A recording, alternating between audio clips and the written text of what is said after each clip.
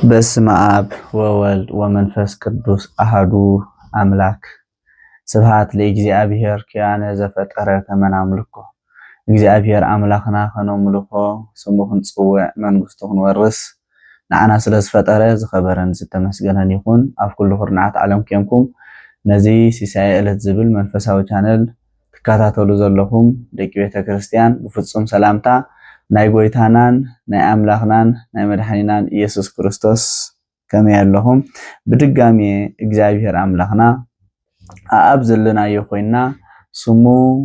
ክንሰምዕ ቃሉ ክንምገብ ስለ ዝፈቀደልና ዝኸበረን ዝተመስገነን ይኹን። ሎሚ ንመሃሃረሉ አርእስተ ትምህርትና ስለ ናይ ምውታን ተስካር ወይ ድማ ጸሎተ ፍትሓት ክኸውን እዩ። ጸሎተ ፍትሓት ማለት እንታይ ማለት እዩ? ተስካር ማለት እንታይ ማለት እዩ? ንዝሞቱ ወገናት ከድሕኖም ይኽእል ዶ? ካብ ሲኦል ናብ ገነት ከሰጋግሮም ይኽእል ዶ? ድሕነት ክረኽብሉ ዝኽእል መገዲ ድዩ? ክንርኢ ኢና። ናይ ምስጢር በዓል ቤት ዝኾነ እግዚአብሔር አምላክ ንዓይን ንዓኹምን ምስጢርን ጥበብን ይግለጸልና።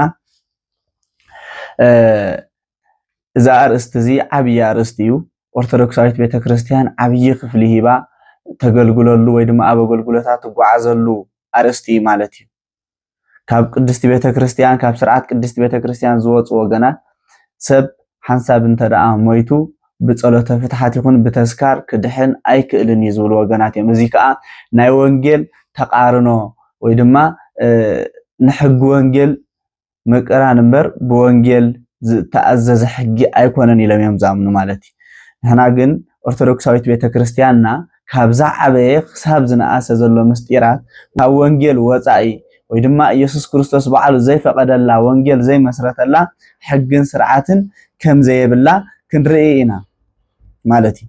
መጀመርያ ተዝካር ወይ ድማ ጸሎተ ፍትሓት ንምንታይ ተፈቂዱ እንተደኣ ተባሂሉ እቶም ዝሞቱ ነፍሳት ወይ ድማ እተን ዝመታ ነፍሳት እንታይን ህያዋን እየን ማለት እዩ። ህያዋን ስለ ዝኾኑ ማለት እዩ። ምክንያቱ ሰብ ሰለስተ ዓለማት ኣለዎ። መጀመርያ ዓለሙ ናይ ሰብ ዓለም ማለት እዩ ኣብ ማህፀን ኣዲ እዩ። ብድሕሪኡ ብህይወተ ስጋ ዝመላለሰሉ ብዝመርየት እዩ። ካብኣ ሓሊፉ ኣፀደ ነፍሲ ኣብ ኣፀደ ነፍሲ ዝነብረሉ ናይ ነፍሲ ህይወት እዩ ማለት እዩ። ምናልባት ሰብ ግብሩ ሰኒዎ ብዝገበሮ ሓጢያት ተዘይተጣዒሱ ብዝገበሮ ሓጢያት ንእግዚአብሔር ይቅሬታ ኢሉ ናብቲ እግዚአብሔር ዘዳለወሉ ምስጢር ተዘይተሳቲፉ ኣፀደ ነፍሱ ወይ ድማ እታ ነፍሱ ኣብ ሲኦል ክትሓድር ትኽእል። በቲ ዝገበሮ ኣበሳ ተኣሚኑ ኣብ ቅድሚ እግዚአብሔር ይቅሬታ ሓቲቱ እግዚአብሔር አምላክ ዘዳለወሉ ምስጢራት እንተደኣ ተኻፊሉ ትእዛዝ እግዚአብሔር እንተደኣ ፈፂሙ ከዓ ኣብ ምንታይ ይነብር ማለት እዩ? ኣብ ገነት ይነብር ማለት እዩ። ስለዚ ብህይወት ይነብሩ ከም ዘለዉ ህያዋን እዮም። ኣብ ወንጌል ዮሃንስ ምዕራፍ 8 ጽቡቕ ጌሩ ነጊርልና ኣሎ። እቲ ባይ ዝኣምን ዋላ እኳ እንተሞተ እንታይ ንሱ ዘለዓለም ህይወት ክነብር ይብለና ማለት እዩ። ስለዚ ህያዋን ምዃኖም ማለት እዩ። ኣብ ራእይ ዮሃንስ ምዕራፍ 6 ፍቅዲ 10 እውን እቲ ሓሙሻይ ማህተም ተኸፊቱ ረኣኹሞ ጻዕዳ ልብሲ ለቢሶም እቶም ስለ ቃል እግዚአብሔር ዝተቀትሉ ስለ ቃል እግዚአብሔር መከራ ተቀቢሎም ሰማዕትነት ዝረኸቡ ጻዕዳ ልብሲ ለቢሶም ክሳዕ መዓስ ኣይትብቀል እንዲኻ ስለ ደምና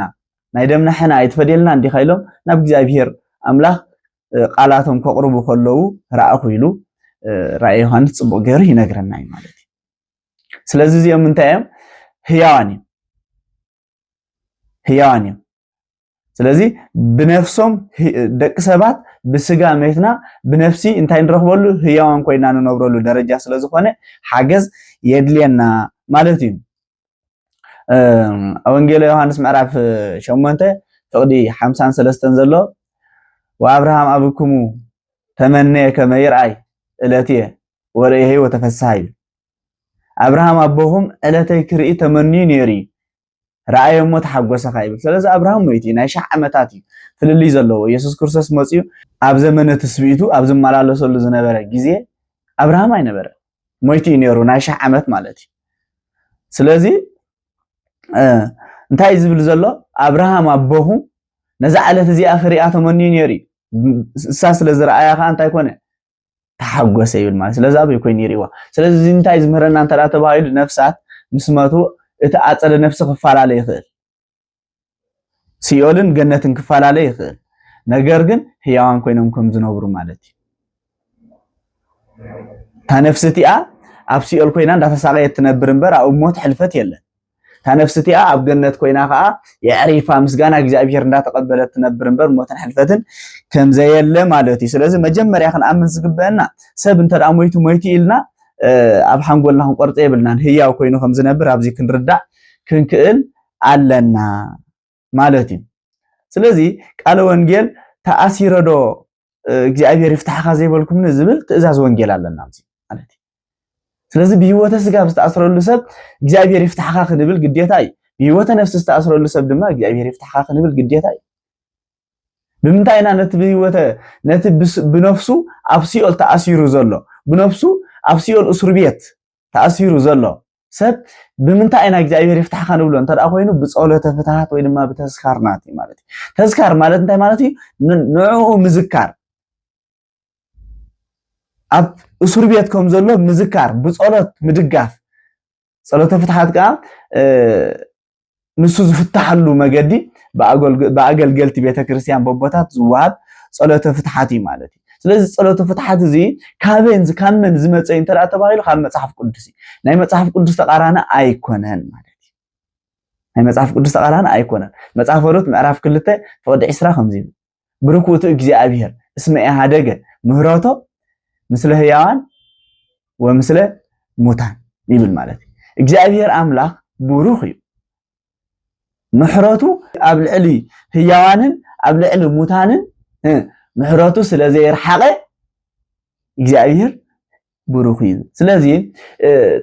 ጸሎተ ፍትሃት ወይ ድማ ተስካር ክግልገል እንከሎ ቤተክርስቲያን ኦርቶዶክሳዊት ቤተክርስቲያን ነዚ ነገር እዚ ክትፈቅድ እንከላ እንታይ ኣትሰብኽ ዘላ እንተዳ ተባሂሉ ናይ እግዚአብሔር ምሕረት ስለምንታይ እንተዳ ተባሂሉ ክሳብ መወዳእታ ፍርዲ እግዚአብሔር ምሕረት ኣይከለ ማለት ኣብ መሬት ኮይና ምሕረት ክንረክብ ናብ እግዚአብሔር ክንመለስ ከምኡ እንተዳ ኮይኑ ከዓ በቲ ዝወሃበና ጸሎተ ፍትሃት በቲ ዝወሃበና ተስካር ድማ እግዚአብሔር ይቅረ ንኽብል እግዚአብሔር ይቅረ ዘይብለሉ ጸሎት የለን እግዚአብሔር ዘይቅበሎ ጸሎት የለን ማለት ስለዚ ሙታን ይጸልዩ በእንተ ህያዋን ወህያዋን ይጸልዩ በእንተ ሙታን ሐዋርያ ጳውሎስ እንታይ ይልሎ ኣነ በዓለም ሙት ይልሎ ስለዚ ኣይመተን ከይመተ ከሎ ግን እንታይ ይል በዓለም ሙት ዓለም ድማ ባይንታ ሙት ያ ስለዚ ብስጋ ዝሞቱ ማለት ብስጋ ናይ ስጋ ነገር ናይ ስጋ ድልየታት ዘይብሎም ቅዱሳን አቦታት ነቶም ብነፍስ ተኣሲሮም ዘለው ክጽልይሎም ቅድስት ቤተክርስቲያን ወይ ድማ መጽሐፍ ቅዱስና ይድግፈና እዩ ማለት እዩ كمون ኦሪት ዘዳግም ምዕራፍ 33 ፍቅዲ 6 ዘሎ ኃይለ ቃል ብምልካት ይካል አሐስሶ ለሮቤል እይሙተኒ ወይኩን ሙዛሃ ህላቄው ይብል ሙሴ ነቢ ሮቤል ወዲ ያዕቆብ ካብ ዝመውት ድሕሪ 100 ዓመት ድሕሪ ልዕሊ 100 ዓመት ዝኸውን ዝቃል ዝዛረቦ ዘሎ ሞይቲ እዩ ነገር ግን ሮቤል ሓወይ ንኸይሞተኒ ጽልየሉ እዩ ሮቤል ሓወይ ተኸይኮነኒ ንኸይሞተኒ ዘርኡ ንኽበዛሕ ወይ ኮይኑ ይኽባዛሕ ተዳ ሞይቱ ብህይወተ ስጋ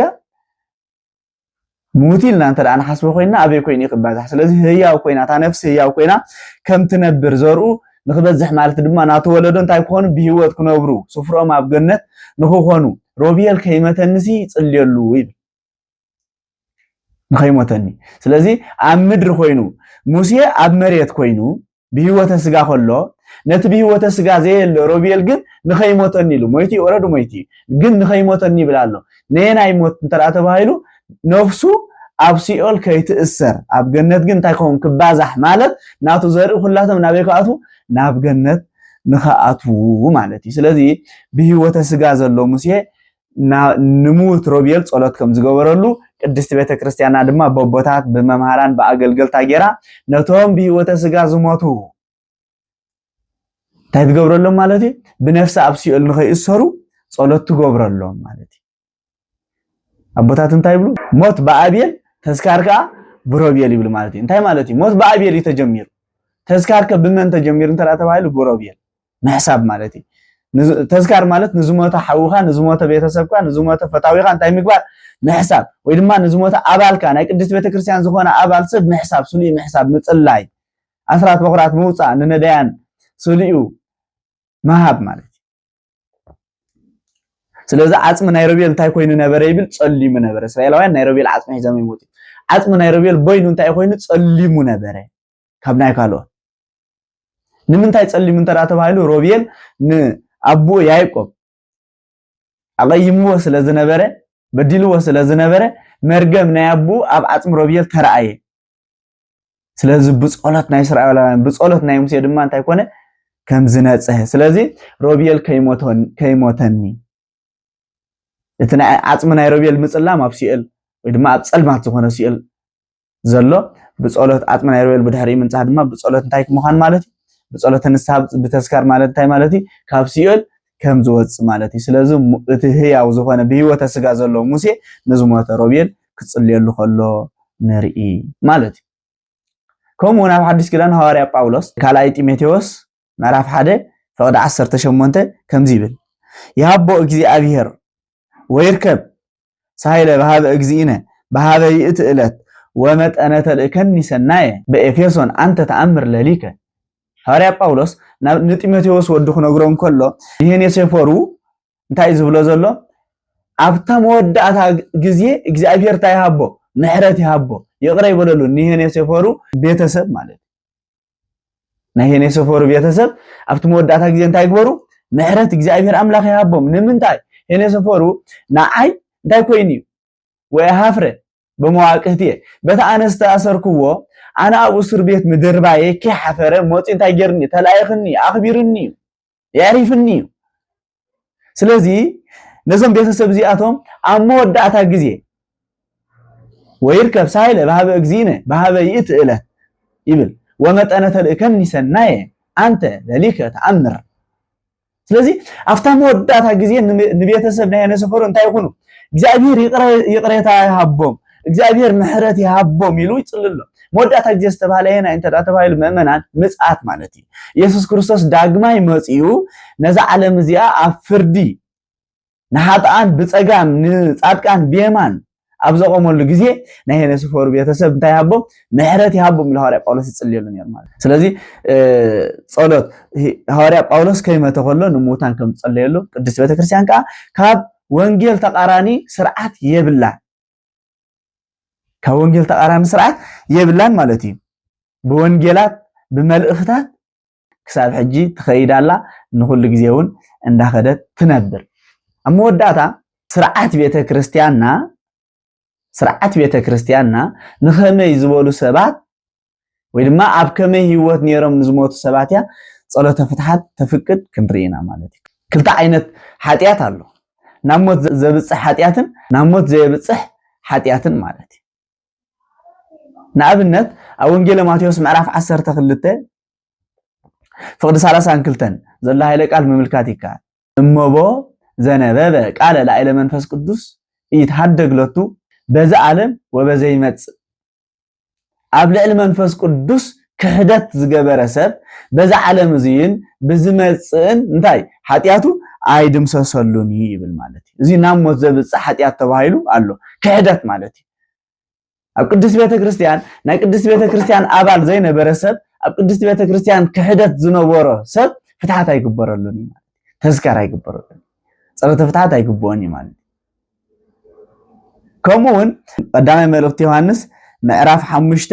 فقد 16 ከምዚ ይብል ወእመሰቦ ዘርእዮ ለካል እንዘ እብስ አበሳ ዘይኮነ ለሞት ይስአሎ ለእግዚአብሔር ከመ ያይው ለዘይ እብስ አበሳ ሓደ ኸባኻትኩም ኃጢአት ንክገብር ዝረአዮ እሞት ኃጢአት ካና ሞት ዘይብጽሕ እንተራ ኮይኑ እግዚአብሔር አምላክ ይጸልየሉ ይሉ እግዚአብሔር አምላክ እንታይ ይገብረሉ ይጸልየሉ እንታይ ክገብር ህያው ንክገብሮ ማለት እዩ ስለዚህ በጸሎት ዝፍታህ ኃጢአት ከም ዘሎ ብናይ ወገንካ ጸሎት ማለት እዩ ብናይ ቤተሰብካ ጸሎት ብናይ አባት ነፍስካ ጸሎት ብናይ ፈታዊካ ጸሎት ብናይ ቅድስት ቤተክርስቲያን ብናይ ሃይማኖት በሃይማኖት ናይ ዝመስለካ ጸሎት ድሕነት ከም ዝርከብ ኃጢአት ክገብር ዝረአኹም ሰብ እንተደኣ ሃልዩ ይብል ናብ ሞት ዘይብጽሕ ኃጢአት ሕድገት ክግበረሉ ዝኽእል ኃጢአት ማለት እዩ ኣብ ቅድስት ቤተክርስቲያን አማን ኮይኑ ግን ብኃጢአት ዝወደቀ ሰብ እንተራሃሊ ናብ እግዚአብሔር አምላክ ይጸልየሉ ብድሕሪ እግዚአብሔር አምላክ ታገብረይ ከንጽሆን ህያው ንኽገብረኒ ማለት ስለዚህ ነንሕደና ክንጽሊ ሓደ ሰብ ንሓደ ወገኑ ክጽልየሉ ቅድስት ቤተክርስቲያን ተፍቅድ እያ ማለት እግዚአብሔር አምላክ ነንሕደኹም ጸሎት ጸልዩ ደአምበር ጸሎት ናይ ማንም አይጽየፍን እግዚአብሔር ማለት ኣብዚ ምዕራፍ እዚ ታይ ዝብል ከምቲ እግዚአብሔር አምላክ ዝደልዮ ጌርና እንተ ደኣ ጸሊና እግዚአብሔር ከም ሰምዓና ንፈልጥ ኢና እዩ መጀመርያ ከምቲ እግዚአብሔር ዝደልዮ ጌርና ማለት ስለዚ ነቶም ዝሞቱ ወገናትና ክንጽልየሎም ንኸመይ ዝበሉ እንተ ደኣ ተባሂሉ ሃይማኖት ዘይከሓዱ ገዛእ ርእሶም ዘየጥፉ ብመሓነቕቲ ብኻልእ ነፍሶም ዘየጥፉ ሰባት ማለት ኣብ ቅድስት ቤተክርስቲያን አባልነት ነይርዎም ነገር ግን ከይተነስሑ ዝኸዱ ሃንደበት ሞት ዘጋጠሞም ነዚኦም ብጸሎተ ፍትሃት በተስካር ክድሕኑ ከም ዝኽእሉ ክንጽልየሎም ከም ዘለና ወንጌልና ይነግረና ማለት ኣብ መወዳእታ ጸሎተ ፍትሃት ወይ ድማ ተስካር እቲ ቃል እግዚአብሔር ንመን ይዝምልከት እንተ ደኣ ተባሂሉ ነቲ ሙት ጥራይ ኣይኮነን ዝምልከት ንሕና እውን ሞት ምዃንና ንዝክረሉ ኣገልግሎት ካብ ምንም ኣገልግሎት ዝፍለ ኣይኮነን ተዋውሞ ክህሉ ኣይግባእን ማለት እዩ ስለዚ ንሕና ሞት ምዃንና ኣብ ቀብሪ ከይድና ጸሎተ ፍትሓት ክንብል ከለና ኣብ ዓሱር ኣብ 40 እዚ ወዘተ ኣብ ዓመት እንዳገበረ ዝቅጽል ማለት እዩ ኣብቲ ስርዓት ኣቦታትና ዝሰርዑልና ዓለት ጸሎተ ፍትሓት ኣገልግሎት ከነገልግልን ከለና ወይ ድማ ንሕና ጸሎተ ፍትሓት ንወገናትና ከነፍትሕን ከለና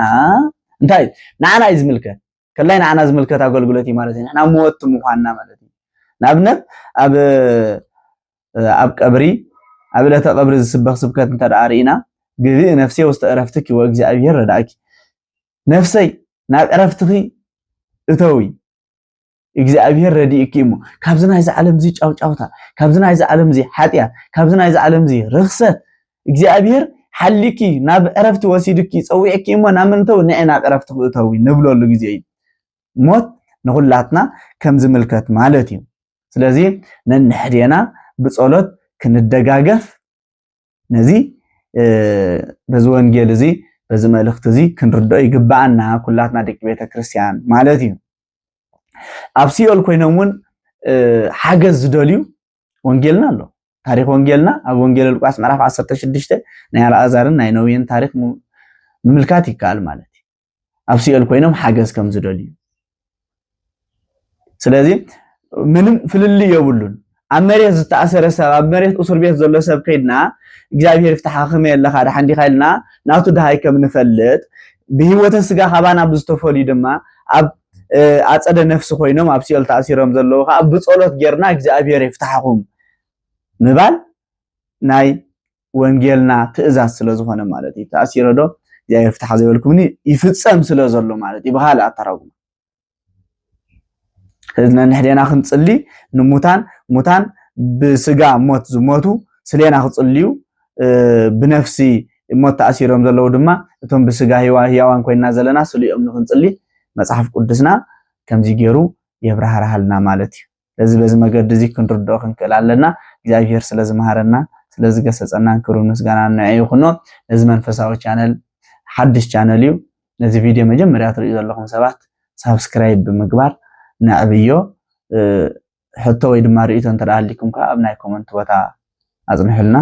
ወስብሐት ለእግዚአብሔር